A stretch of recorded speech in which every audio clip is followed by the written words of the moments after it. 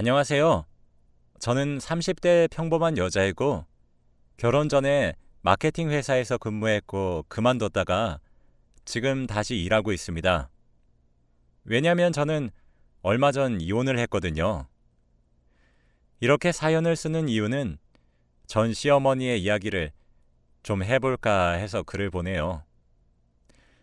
저는 결혼을 하고 일명 시집살이라고 하죠.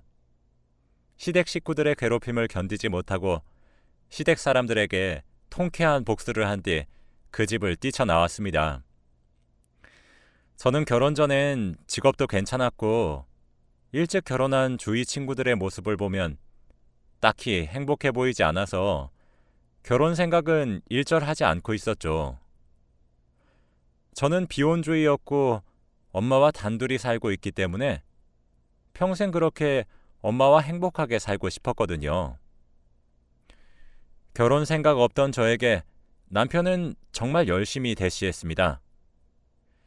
남편은 잘생기지도 않은 외모에 좋은 직업을 가진 것도 아니어서 연애라도 해보자라는 가벼운 마음을 가지고 만나게 된 것이죠. 그런데 사귄 지 한 달 만에 저희 사이에는 아기가 생겨버렸고 저는 너무 당황스러웠지만 남편은 걱정을 하는 척 하면서도 은근 좋아하는 것 같더라고요.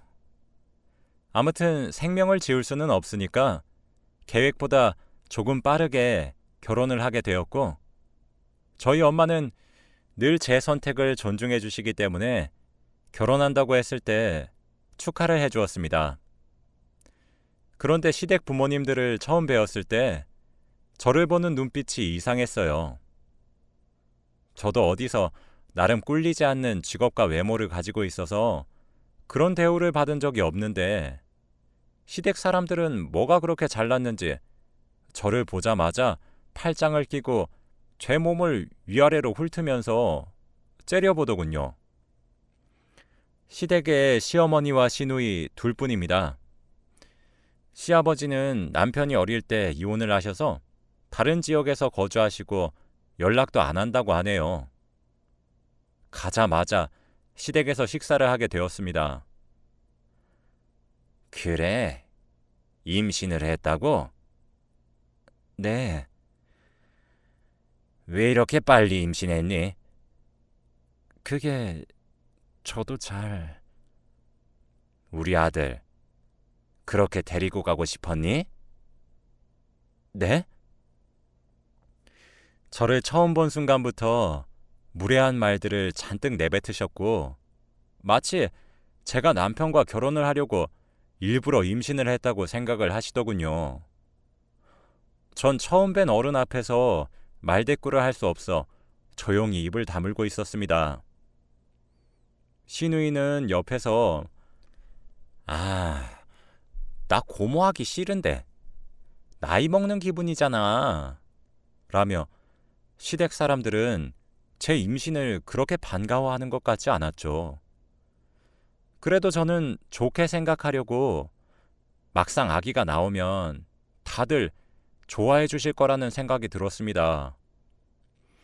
밥이 코로 들어가는지 입으로 들어가는지 모를 정도였죠. 다 먹고 일어서서 나가려는데 시어머니가 절 붙잡으시더군요. 얘, 너 어디 가니? 과일 깎아야지. 집에서 그런 것도 안 알려주디? 다 나중을 위한 거야. 나도 과일 안 먹고 싶은데 너 생각해서 그런 거니까 빨리 앉으렴. 저는 첫 만남부터 시집살이의 교육을 받고 집으로 돌아갔죠. 엄마에게 오늘 있었던 이야기들을 말하며 신세한탄을 했어요.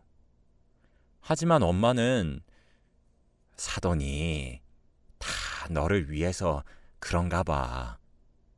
조금만 참아. 딸, 시집 가면 과일 깎는 거 다 배워야 해. 엄마가 미리 못 가르쳐줘서 미안해. 라고 한 뒤 제 얼굴을 쓰다듬어 주시고는 안아주셨습니다. 아마 평생을 함께 살던 모녀가 이제는 떨어져서 엄마 혼자서 살아야 하니 엄마가 많이 슬펐던 것 같아요. 저희는 상견례를 하는 자리에서 양가 부모님들이 다 모였는데 남편 빼고는 전부 다 여자였습니다. 그리고 거기서 결혼 자금 이야기가 나왔죠. 사돈, 아직 얘네 돈도 모아야 하고 미연이 임신해서 옆에 누가 있어야 하니까 일단은 저희 집에서 지내기로 하죠. 네? 그럼 신혼집은? 에이, 멀쩡한 저희 집이 있는데 아직은 좀 이른 것 같네요. 그리고 대신 저희 집을 쓰는 대신에 혼수는 필요 없고 결혼 예물은 사돈께서 부탁드려요. 라며 당당하게 요구를 하더라고요. 저는 너무 어처구니가 없어서 네? 저희 그냥 작은 월세방이라도 구할 테니까 그냥 다른 집처럼 해요. 오빠, 무슨 말이라도 좀 해봐. 라고 했어요. 근데 남편은 시어머니 눈치만 잔뜩 보고는 아무 말도 하지 않았죠. 아, 그리고 미연이 임신도 했고 저희 집에서 사니까 이제 일도 좀 쉬는 게 좋지 않을까요? 라고 하시며 아예 제 일까지 관여하시더군요. 무슨 소리세요? 제가 그 회사를 어떻게 들어갔는데? 너 아기한테 신경 써야지. 그리고 집에 들어오면 많이 바쁠 게다. 도대체 시집살이를 얼마나 시키려고 이렇게까지 요구하는지. 그런데 그때 엄마가 알겠다고 대답을 하셨어요. 저는 그 순간 제 편을 들어주지 않는 엄마와 남편이 너무 원망스러웠습니다. 상견례가 끝난 후 집으로 돌아와 화를 냈어요. 엄마는 속도 없어?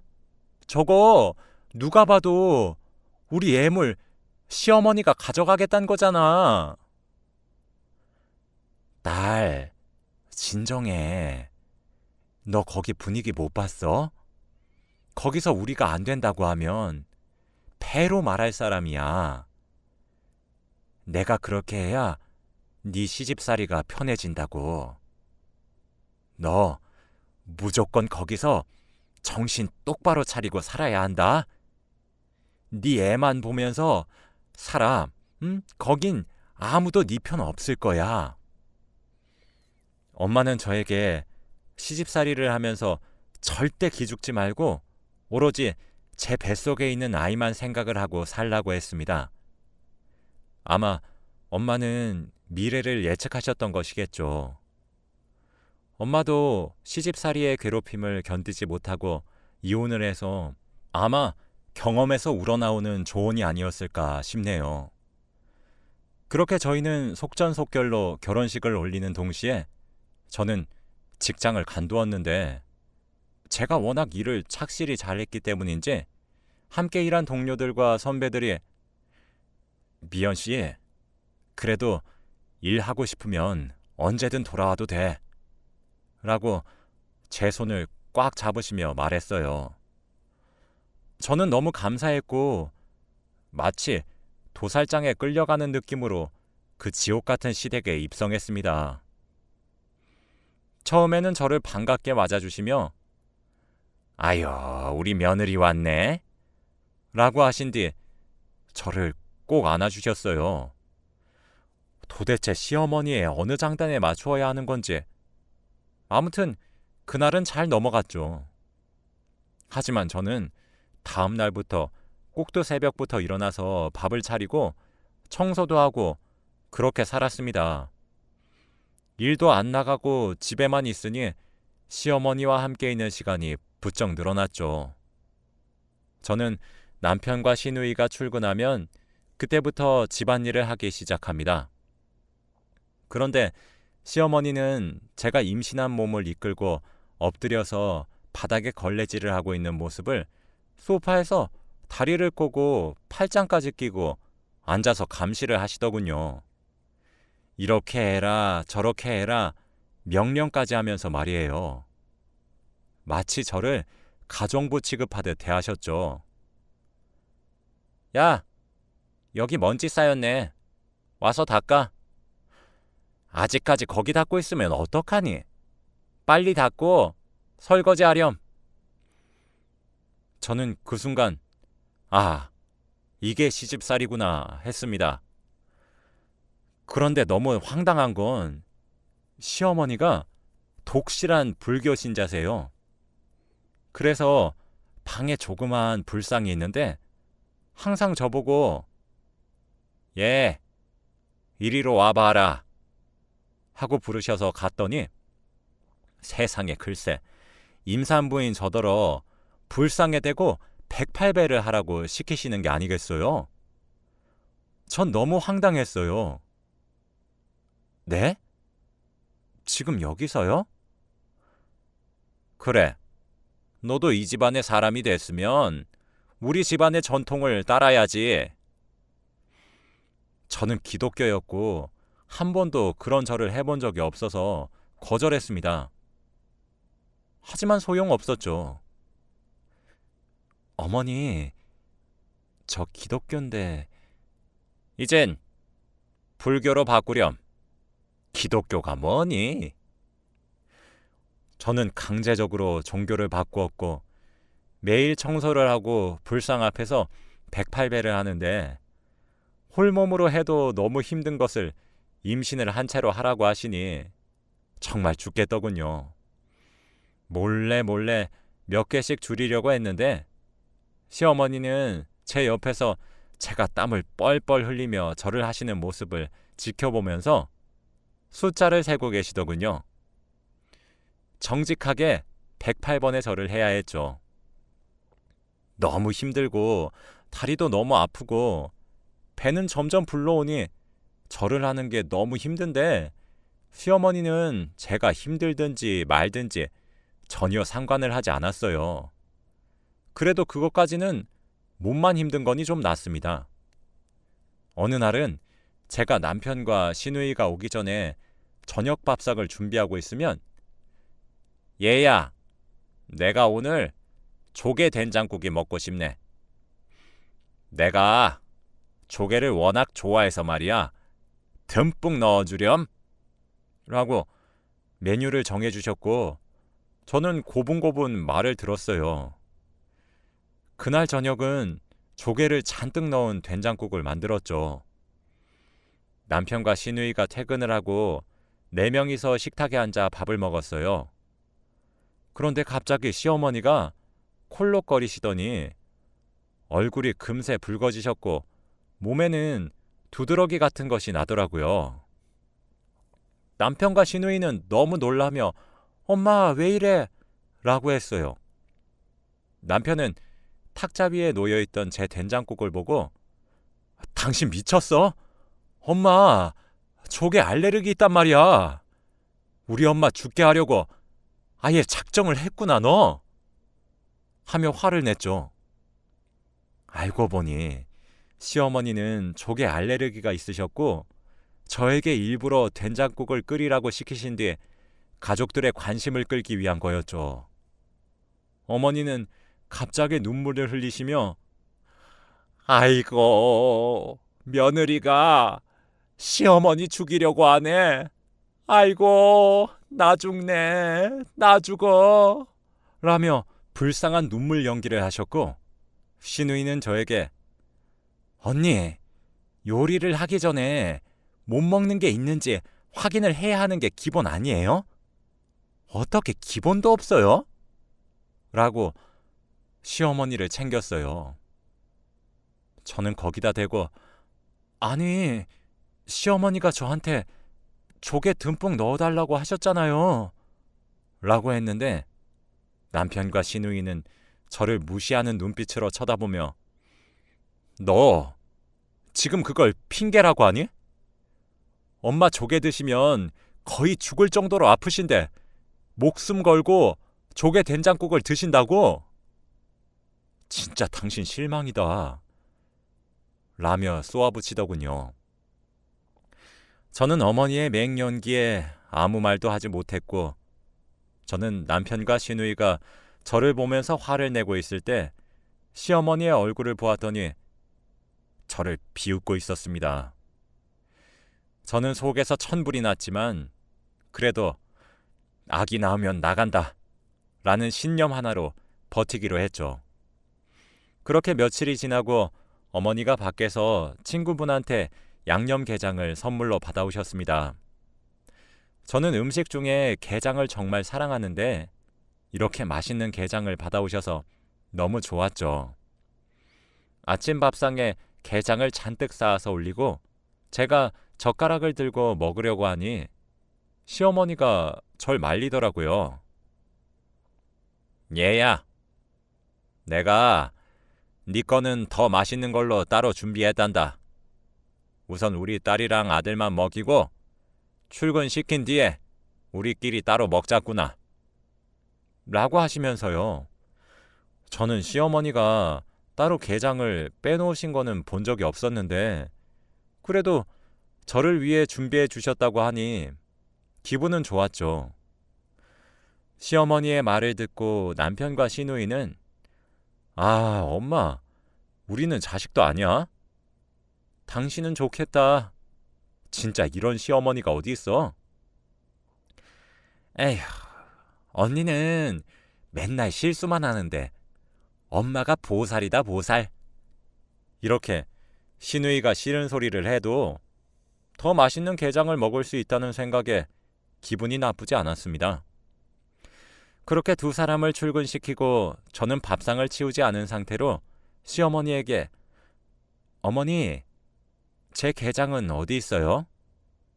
라고 물으니 저기 있잖아, 저기. 라며 손가락으로 가리키셨는데 그걸 따라가니 남편과 시누이가 먹다 남은 게장 껍질밖에 없었죠. 어머니, 어디요? 아니, 네 바로 앞에 있잖니. 어머니, 장난치시는 거죠? 이거 시누이랑 남편이 먹다 버린 게장 껍질이잖아요. 내가 지금 장난하는 걸로 보이니? 넌 설마 네 입에 그런 비싼 게장을 먹게 해줄 수 있을 거라고 생각했니? 라며 저에게 가족들이 먹다 버린 껍질에서 살을 골라 먹으라고 했습니다. 저는 너무 화가 났어요. 당장이라도 시어머니의 뺨을 때리고 싶었지만 미연아, 음식 가지고 째째하게 그러지 말자 라고 생각하며 마음을 다스렸죠. 결국 저는 맛있어 보이는 게장을 단 한 번도 먹지 못한 채로 보내야 했습니다.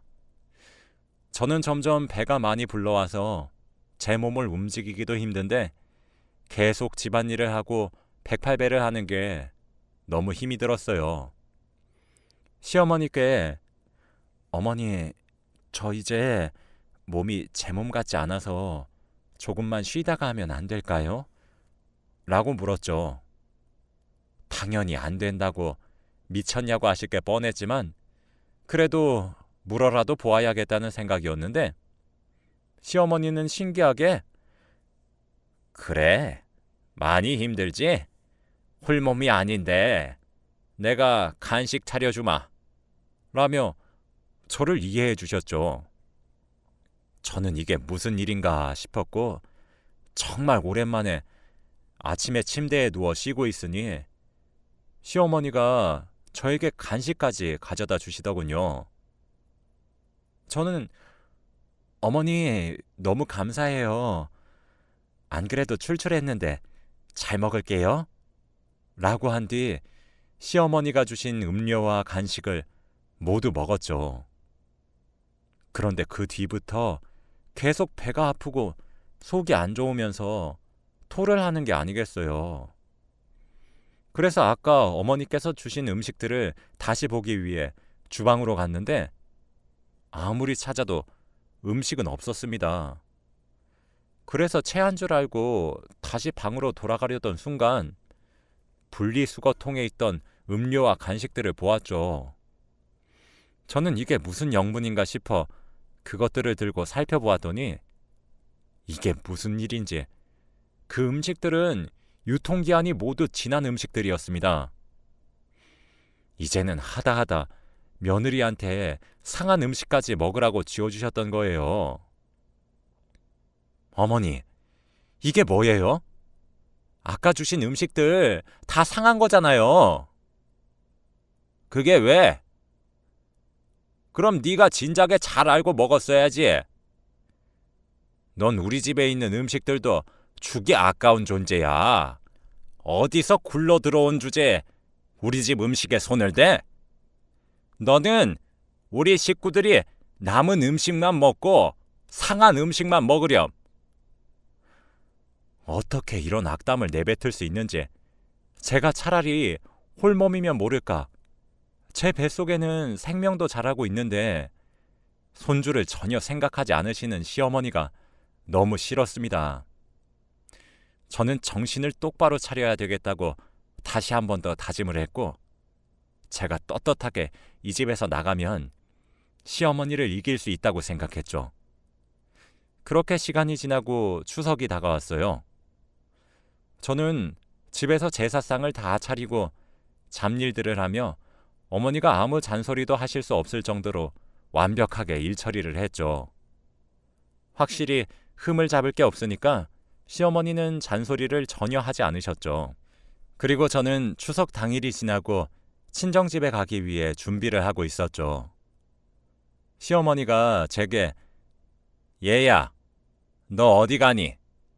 라고 하셨고, 저는 엄마한테 잠깐 들리려고요. 추석이기도 하고 엄마도 오랜만에 너무 보고 싶어서요. 라고 대답했습니다. 뭐? 지금 추석에 친정에 가겠다는 말이야?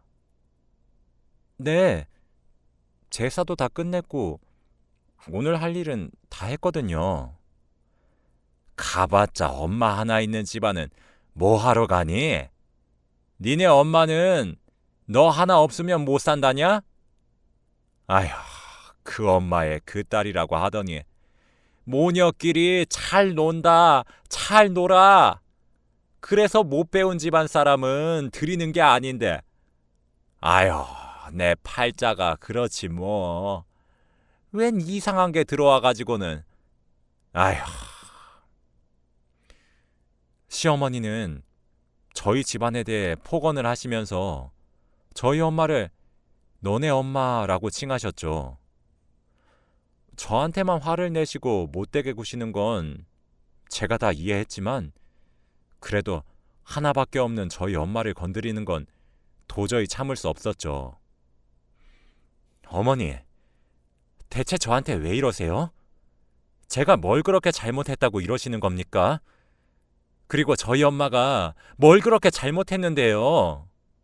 그냥 추석 때 엄마 얼굴 한번 보러 가는 게 그런 말을 들어야 할 정도로 잘못한 건가요? 어머, 얘 봐라. 얘, 너 미쳤니? 어디서 어른한테 큰 소리를 내? 그럼 명절에 시댁 내팽겨치고 친정 가서 놀고 오겠다는 며느리를 이해하라고? 세상에 그런 시댁이 어디 있니? 그리고 내가 왜 이러는지 모르겠어? 네가 싫으니까 이러는 거지. 너 우리 아들 성민이 아니었음 진작에 쫓겨났어. 우리 성민이 옆에서 붙어 살려면 이 정도는 감수해야지. 참말 말고 시키는 대로 해. 알아들었어? 시어머니는 드디어 본성을 드러내셨고 저를 괴롭혔던 이유가 단지 저를 싫어해서라고 밝히셨죠. 저는 도저히 참을 수 없었고 시어머니에게 제가 당한 일들을 똑같이 되갚아주고 싶었습니다. 저는 친구들에게 조언을 구했고 친구들은 화를 내면서 어떻게 그런 집에서 그런 대우를 받으면서 살았냐고 당장 이혼하라고 하더군요. 친구들은 협의 이혼은 절대 안 된다며 최대한 위자료를 많이 뺏으라고 했고 어떻게 복수를 해야 할지 계획을 세워주었습니다. 우선 친구들은 위자료를 청구하려면 확실한 증거가 필요하다고 했고, 시어머니가 너에게 했던 모든 행동들에 대한 증거가 필요하다고 했습니다. 그러면서 저에게 녹음기를 하나 사서 항상 지니고 다니라고 했죠. 저는 큰 돈을 들여서 아주 작고 성능도 좋은 녹음기를 하나 사서 하루 종일 지니고 다녔어요. 일부러 증거를 수집하기 위해 평소보다 시어머니께 말대꾸를 많이 했더니 더 화를 내셨고 증거도 수월하게 잘 모아졌죠. 그렇게 이혼 준비를 혼자서 하고 있을 무렵 갑자기 시어머니가 야, 너 당장 나와! 라고 하시며 저를 거실로 불렀죠. 그때는 남편과 시누이가 모두 집에 없어서 저와 시어머니 둘뿐이었거든요. 나가보니 제 얼굴에 웬 종이 한 장을 던지셨죠. 저는 종이에 얼굴을 베어서 피가 났습니다. 어머니, 도대체 왜 이러세요? 네가 똑똑히 봐라. 뭐, 20만 원? 너 미쳤니? 밖에서 일도 안 하는 것이 20만 원을 긁어? 네가 뭔데 이런 거금을 쓰는 거야? 돈이 없는 것은 집에 들이면 안 된다는데. 아휴, 집안 다 망치네. 그 종이를 보니 카드 명세서였고 제가 녹음기를 20만 원에 산 내역이 남아있더군요. 저는 돈이 쓸 일이 잘 없어서 매일 몇천 원씩 쓰는데 갑자기 20만 원이 떡하니 찍혀 있으니 화가 났던 모양입니다. 그런데 제 얼굴에 피는 점점 많이 났고 핏방울이 땅으로 뚝뚝 떨어졌어요. 저는 피를 보고 이성을 잃었고 당장 제 방으로 들어가 지갑을 들고 나와 지갑 안에 있던 현금 20만 원을 시어머니 얼굴에 집어 던져버렸습니다. 야! 여기 20만 원이다. 됐냐? 내가 돈이 없어서 그런 것 같아? 그깟 돈 가지고 쪼잔하게 굴지 마. 돈이라면 너보다 내가 더 많이 벌었거든? 뭐야?